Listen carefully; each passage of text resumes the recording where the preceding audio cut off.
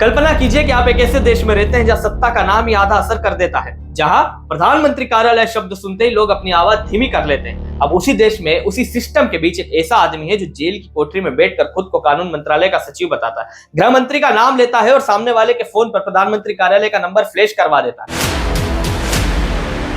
ये कहानी सिर्फ एक ठग की नहीं है, ये कहानी इल्यूजन की है जिसने असली सत्ता और नकली सत्ता के बीच की रेखा को धुंधला कर दिया। ये कहानी है सुकेश चंद्रशेखर की। सुकेश का जन्म किसी बड़े अपराधी साम्राज्य में नहीं हुआ, वो बेंगलोर के एक सामान्य परिवार से था। पिता मैकेनिक, ना कोई राजनीतिक गॉडफादर, ना कोई आर्थिक विरासत, लेकिन उसकी सबसे बड़ी पूंजी थी आत्मविश्वास। 17 साल की उम्र में उसने वो समझ लिया था जो कई लोग जिंदगी भर नहीं समझ पाते, कि परसेप्शन रियलिटी से ज्यादा ताकतवर हो सकता है। उसने अपने पारिवारिक परिचित को विश्वास दिलाया कि उसके सरकार में ऊंचे संपर्क है, वो जमीन का रुका हुआ काम निकलवा देगा। वो सिर्फ 12वीं पास था, लेकिन मुख्यमंत्री का नाम लेकर 1.14 करोड़ रुपए ठग लिए। यहाँ से उसकी पहचान एक ऐसे व्यक्ति के रूप में बनने लगी जो झूठ को सच की तरह बेच सकता था। धीरे धीरे उसने सीखा कि लोग शब्दों से ज्यादा संकेतों पर विश्वास करते हैं। महंगी कार, ब्रांडेड कपड़े, कॉन्फिडेंट बॉडी लैंग्वेज, ये सब उसकी स्क्रिप्ट का हिस्सा था। BMW में घूमना सिर्फ दिखावा नहीं था, वो सामाजिक प्रमाण था। लोग मान लेते हैं कि जो व्यक्ति महंगी कार में घूम रहा है उसके पास कुछ तो होगा। इसी मनोविज्ञान का उसने बार बार इस्तेमाल किया। उसने अथॉरिटी बायस को हथियार बनाया, वो प्रवृत्ति जिसमें लोग किसी भी व्यक्ति की बात को ज्यादा सच मान लेते हैं अगर वो खुद को सत्ता से जुड़ा हुआ दिखाए। मलयालम अभिनेत्री लीना मारिया पॉल से मुलाकात के बाद उसकी कहानी में ग्लैमर जुड़ गया।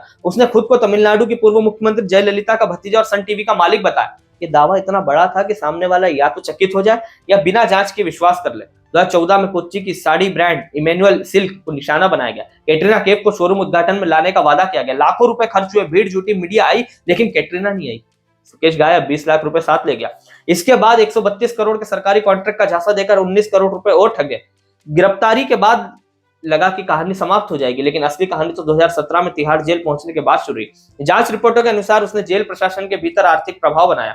वार्ड नंबर 3 जो 40 कैदियों के लिए बना था, उसके लिए लगभग निजी क्षेत्र बन गया। सीसीटीवी कैमरों को ढक दिया जाता, मुलाकातें बिना आधिकारिक रिकॉर्ड के होती। उसके पास आईफोन और विशेष सॉफ्टवेयर था जिससे वो कॉल करते समय किसी भी नंबर को प्राइम मिनिस्टर ऑफिस या किसी मंत्रालय के नंबर की तरह दिखा सकता था।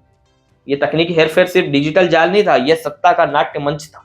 सबसे बड़ा मामला अदिति सी का था। उन्हें कॉल गया, स्क्रीन पर प्रधानमंत्री कार्यालय का नंबर, आवाज में गंभीरता, सरकार आपके पति की मदद करना चाहती। गृह मंत्री भी सुन रहे हैं। मनोवैज्ञानिक दबाव, उम्मीद और डर का ऐसा मिश्रण तैयार किया कि लगभग 215 करोड़ रुपए ट्रांसफर हो गए। पुलिस वैन और जेल की गाड़ियों का इस्तेमाल धन के ट्रांसफर में हुआ। यह घटना केवल आर्थिक अपराध नहीं थी, ये सिस्टम की कमजोरियों का आईना थी। अब यहाँ एक और महत्वपूर्ण परत जुड़ती है। जेल के भीतर सत्ता के समांतर संरचना रिपोर्ट में सामने आया कि जेल प्रशासन के कुछ कर्मचारी नियमित भुगतान पर थे। यानी जेल सिर्फ हिरासत की जगह नहीं थी, वह इन्फ्लुएंस का मार्केट प्लेस बन गई। जब किसी सिस्टम में अंदर में दरार होती है तो बाहर का अपराधी अंदर का अवसर बन जाता है। तिहाड़ की कहानी सिर्फ एक व्यक्ति की चतुराई नहीं बल्कि संस्थागत लापरवाही का संकेत भी है। बॉलीवुड एंगल ने कहानी को और सनसनीखेज बना दिया। जैकलिन फर्नांडिस को 5.71 करोड़ से अधिक के उपहार, पार्शियन बिल्लियां, अरबी घोड़ा, महंगे बैग, निजी तस्वीरें वायरल हुई। मीडिया में चर्चा तेज हुई। फिर क्रिसमस 2025 में जेल से पत्र, बेबी संबोधन के साथ दावा की बेवर्ली हिल्स में लव नेस्ट खरीदा है और 31 जनवरी 2026 को $1 बिलियन यानी लगभग 8300 करोड़ रुपए की बोली लगाने का दावा।